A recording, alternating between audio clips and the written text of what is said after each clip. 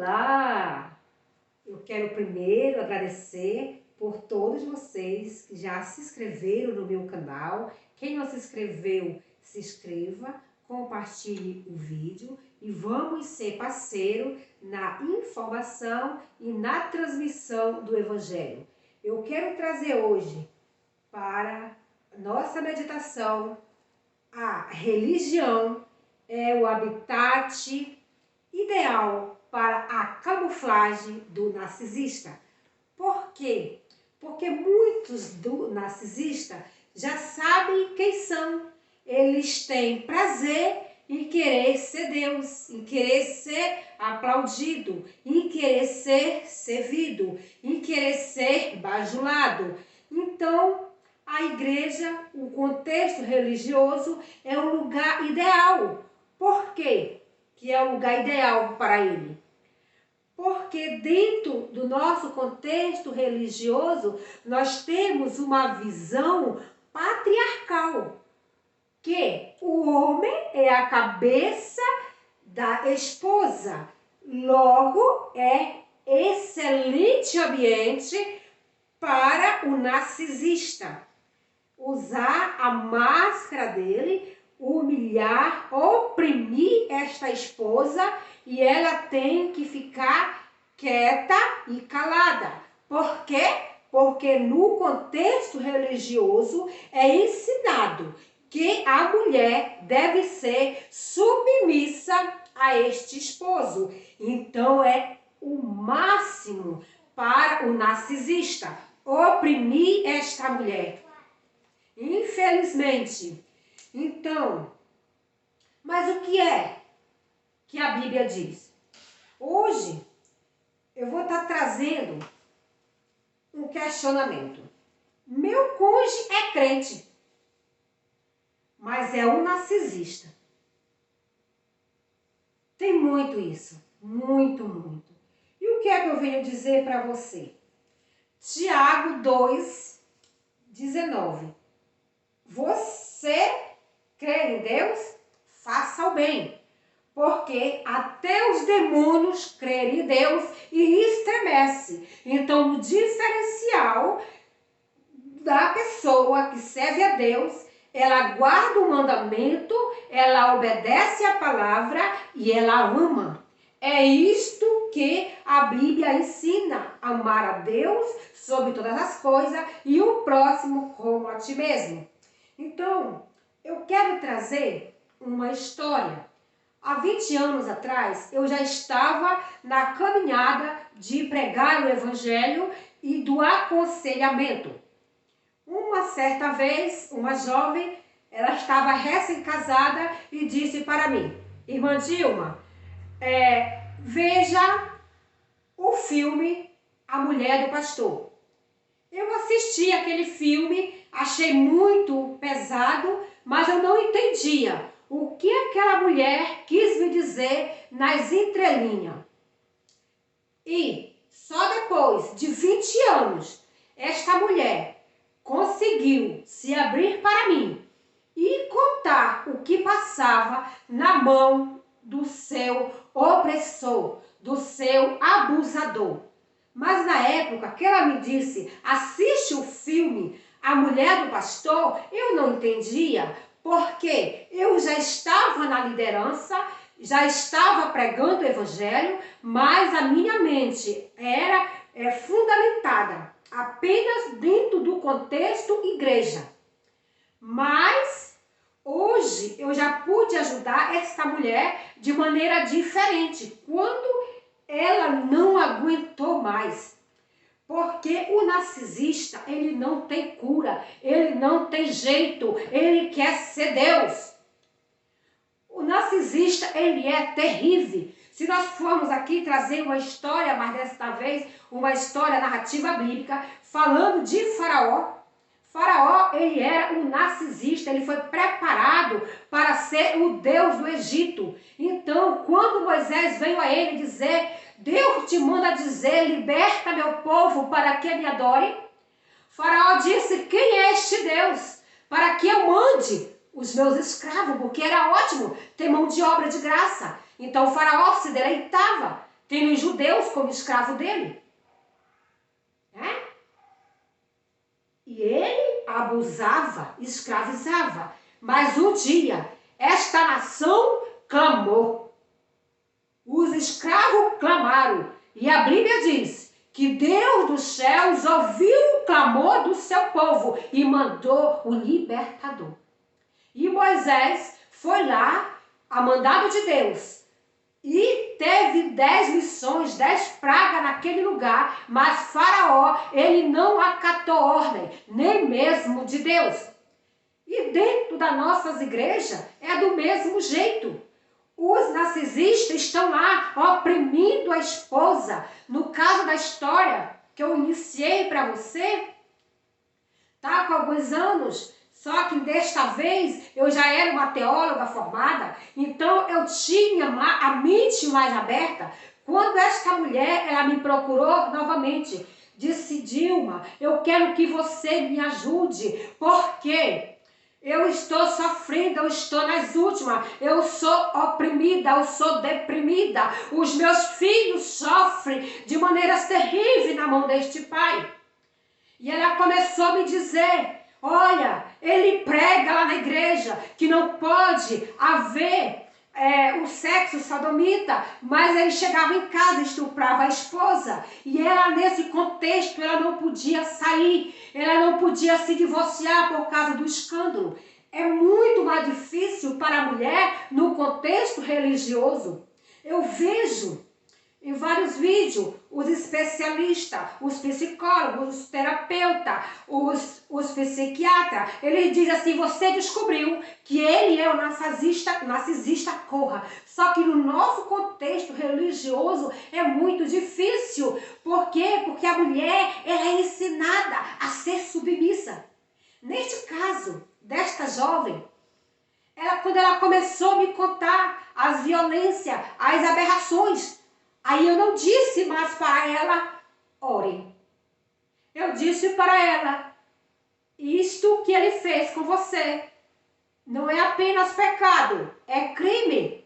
Nós temos que ter esta consciência dentro de nossas igrejas, que tem pecado, e tem pecado que é pecado e é crime. Este senhor abusava desta senhora há anos, e para ela ter coragem de romper este casamento, desse homem sair da vida dela, ela chegou a descobrir que, além de ser um abusador dela, ele também era um pedófilo. E quando ela me contou, ela disse: mas eu não posso deixar, porque ele disse que eu não vou herdar os céus. Talvez eu esteja falando hoje, e você que está me ouvindo, talvez esteja sendo humilhada. Também esteja que nem esta jovem, pensando que não vai para o céu se divorciar. E será que ele vai lhe humilhando? Jesus disse que é o quê? É para o homem amar a esposa como ama a si mesmo. Está aqui em Efésios 5, do 25 em diante. O homem deve amar a esposa como ama a si mesmo. Logo, se tivemos a sorte de nos encontrar com um camaleão dentro da igreja, lugar perfeito, porque homens treinados com mente patriarcal, homens diabólicos, entram dentro de nossas igrejas para abusar das mulheres santas de Deus e pensam que vai ficar assim. Não vai. Essas mulheres, eu quero fazer um convite a você. Se você está sendo vítima dessa situação, neste contexto, deixe seu comentário aí embaixo e vamos nos unir, vamos levantar clamor aos céus. Sabe para quê? Porque assim como Deus enviou socorro, tirando o povo do Egito, abrindo o mar vermelho, ele fará maravilha também, libertando as servas, libertando as filhas dele, que estão sendo oprimidas, que estão sendo humilhadas por esses fantoches de Satanás, que é isso que eles são no nosso contexto religioso. São bem felizinhos, fingindo de crente e maltratando a esposa. Essa esposa, ela dizia para mim, ele está usando o texto que se eu me divorciar eu não vou para os céus.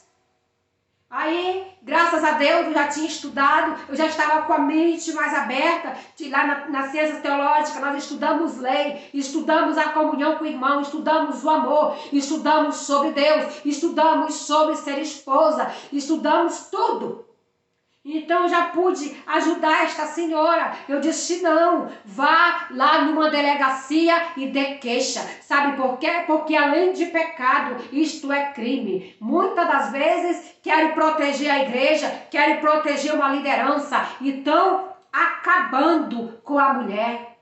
Esse filme, A Mulher do Pastor, quando a mulher fez o que fez, ninguém acreditava, porque aquele homem que se chamava pastor, parecia um homem sem defeito nenhum. Ele era um exemplo, ele era um líder, um homem presente. De dia, de mão dada com a esposa e com as crianças. E de noite, um violento que abusava da esposa e que as crianças não podiam nem chorar. Um narcisista com traço de psicopata. Então, minhas irmãs, e eu estou trazendo hoje direcionado mais para a mulher. Por quê? Porque o homem, na nossa cultura, que é patriarcal, é muito fácil. Porque o homem, ele tem a voz.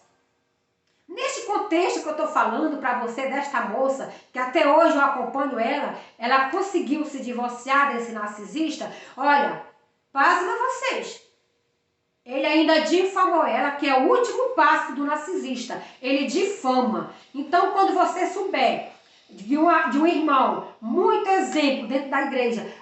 Ele disse que a irmã o traiu. Não prossiga com essa informação, porque de repente pode ser o reflexo dele, passando para a esposa e botando toda a culpa sobre ela. Nesse caso, esta mulher, ela foi difamada nos 4 ventres que ela o traiu. E ela nunca traiu aquele homem. Ela orou muitos anos, mas ele era apenas uma camuflagem. Dentro da igreja, se vestia de crente, mas nunca se deixou trabalhar pela pessoa do Espírito Santo. E pasme você, que esta mulher, ela ficou difamada e ele casou muito bonitinho, de paletó, com uma moça de branca, que coitada dela, que é a segunda vítima do narcisista. Porque o narcisista, ele se alimenta em sugar, em esvaziar a pessoa que é empata, a pessoa que tem empatia, a pessoa que é bondosa. O ego dele, ele quer sempre tirar tudo da pessoa, ele quer tirar tudo.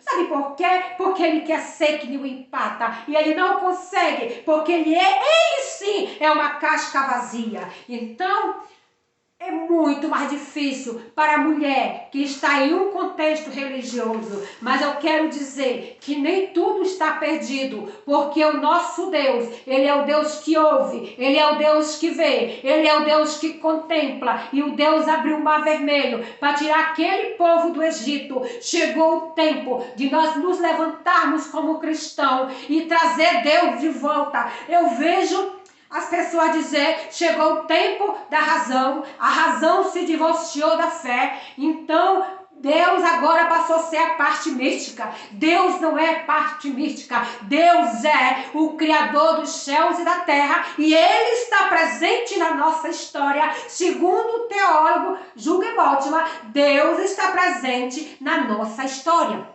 Então, nós temos que ter muito cuidado. Nós não podemos ser apenas religiosos. Marx diz que religião é o ópio do povo. Por quê? Porque a pessoa é tão religiosa, não quer infringir a religião e passa a ser massa de manobra. Está sofrendo, está morrendo, mas não pode infringir o contexto religioso.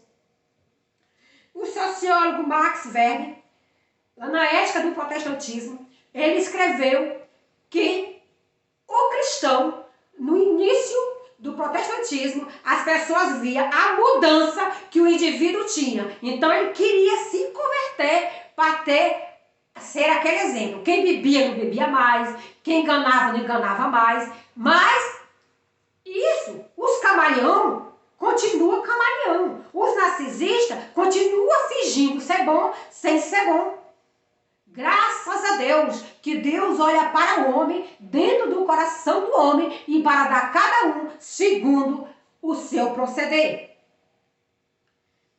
ouvi um psicólogo dizer uma estratégia, porque às vezes no nosso contexto religioso, nós somos ensinados, treinados a suportar, a não se divorciar. Que nem no caso desta moça que eu estou falando. Só que é o seguinte, ele ensinou uma tática quando é obrigado a conviver com o narcisista. Primeiro, priorizar a si mesmo. Porque o narcisista, ele diz assim, ah, então tu não me ama. Se tu me amasse, tu me dava o dinheiro todo dia que tu trabalhou o mês todo. Então tu não me ama. A mulher, não, eu tô com dor de cólica. Não, então tu não me ama, então eu vou atrás de outra. Por quê? Porque ele se sente feliz em denegrir, em humilhar, em menosprezar. Tem homem que é tão ridículo, nesse contexto aqui do camaleão que eu tô falando. Sabe o que é que ele faz? Ele tem outra lá fora, porque a maioria dos narcisistas, eles são homens traidores, traz doença pra mulher. Olha, eu tenho uma tão engraçada que você não tem ideia. A moça pegou uma doença na intimidade. Ela disse, amor, você me passou uma doença. Ele disse, não, eu só lhe traí pela internet. E a coitada acreditou. Acreditou, porque naquele quadrado, naquele contexto ali, que só olha assim. Não, nós temos que ler, nós temos que buscar conhecimento. O conhecimento, ele traz liberdade. Nós não podemos ficar nossa vida toda sendo oprimido por esse tipo de homem. Então nós temos que aprender a nos priorizar. Ah, amor, não, amor, eu amo você, mas eu amo eu primeiro. Então dá um freio nesse narcisista, vai parando, vai parando. Ser transparente, sabe por quê? Porque ele, o narcisista, ele mente tanto, que ele já nem sabe quando fala a verdade. E ele vai morrer de inveja de você, que ele vai dizer, olha, eu faço tudo para acabar essa mulher. E essa mulher continua honesta, continua direita, e ele vai ficar envergonhado. Mas vai tentar acabar com você, porque o sonho dele é acabar com você.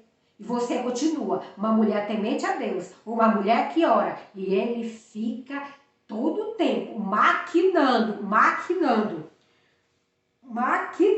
porque ele quer uma brechinha para destruir. A terceira dica é não reagir, que já é bem uma classe da mulher que ora. Ela não reage, ela dobra o joelho e ela ora. Você sabia que é por isso que não enlouquece? Né? Sabe por isso que não entra numa depressão profunda? Está comprovado por psicólogo, por terapeuta, por psiquiatra, que a pessoa que ela ora, ela coloca em ordem a parte do cérebro. Então ela dificulta entrar numa depressão. Porque é muito ruim. Todos os dias da sua vida você está pressionado, você está obrigado, você está humilhado por esse sujeito narcisista que é o verdadeiro camaleão, que gosta de estar camuflado. Ninguém sabe que hora que ele está verde, que hora que ele está a cor que ele está. Só Deus para nos defender. Só Deus para não ter misericórdia e nos guardar. A quarta dica é deixar claro que essa pessoa, ele é vazio, mas também não é muito recomendável. Sabe por quê? Porque ele não está nem aí. Você disser assim, ah, você esqueceu do aniversário, e daí? Eu não tenho tempo para aniversário.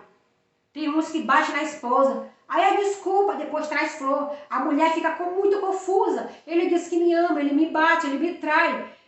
O que fazer? O que fazer? Ó, já que o contexto nós estamos falando aqui é o contexto religioso, nós temos que levantar um clamor aos céus, porque o nosso Deus, ele não é um vento.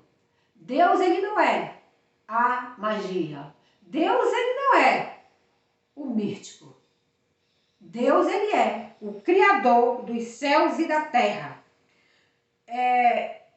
Tomás de Aquino, ele diz que não pode haver contradição entre fé e a razão. São distantes, mas não são opostas uma com a outra. Assim como a teologia e a filosofia não se opõem, mas se aperfeiçoa em busca da verdade. Então, nós temos que nos unir em fé, temos que buscar a Deus. Temos que clamar aos céus, para que nos céus venha o nosso socorro e nos liberte e nos ajude, e que os nossos líderes religiosos que estão em evidência venham estudar, venham conhecer, venham ter o discernimento de espírito. Sabe para quê? Para ajudar essas mulheres, em vez de dizer: continue, é seu marido e a mulher está apanhando, está sendo violentada. Que Deus tenha misericórdia de cada mulher. Em Gênesis 12, versículo 10, aconteceu um caso bem interessante. Um faraó botou o olho em Sara e queria para ele. E pegou Sara e levou, mulher de Abraão. Deus foi e disse: não toque nela, se tocar tu morre. Sabe? Nós temos que trazer esse Deus de volta. O iluminismo, a razão. Nós não podemos resolver tudo, muitas das vezes não está ao alcance de nossas mãos. Salomão disse que o dinheiro tudo resolve, mas muitas das vezes nós não temos dinheiro para resolver as nossas causas. Então nós temos o quê? O Deus que fez os céus e fez a terra. Em Atos 12, versículo 21 e 23, aconteceu algo tremendo. Um certo Herodes, um rei, ele se vestiu todo de púrpura, ficou lindo e foi ali para frente. Aí o povo começou a dizer: é voz de Deus e não de homem, esse é Deus. E veio o anjo do Senhor e o feriu, e ele morreu na mesma hora, comido de bicho. Então nós temos que trazer Deus de volta para o meio da nossa história. Não um Deus de discurso, mas um Deus que age, um Deus que fala, um Deus que tem as mãos, que se movimenta em prol do seu povo. Vamos dar um basta. Vamos dar um basta. Um dia eu vi um filme do Homem-Aranha e eu vi que ele era vitorioso lá fora e derrotado dentro de casa. Eu disse: Deus, eu não quero ser uma pregadora de discurso de vitória e ser uma derrotada dentro da minha casa. Estende tuas mãos e me envia o socorro, porque Deus, ele é o Deus que envia socorro. Deus, ele é o Deus que fala, ele é o Deus que ouve, ele é o Deus que muda a situação. Que Deus mude, minha irmã, a tua situação. E se este vídeo te ajudou, compartilha com outros. Seja parceiro nesta minha missão. Compartilhe, se inscreva. Muito obrigado. Que o Senhor o abençoe e mande a solução na tua causa, em nome de Jesus.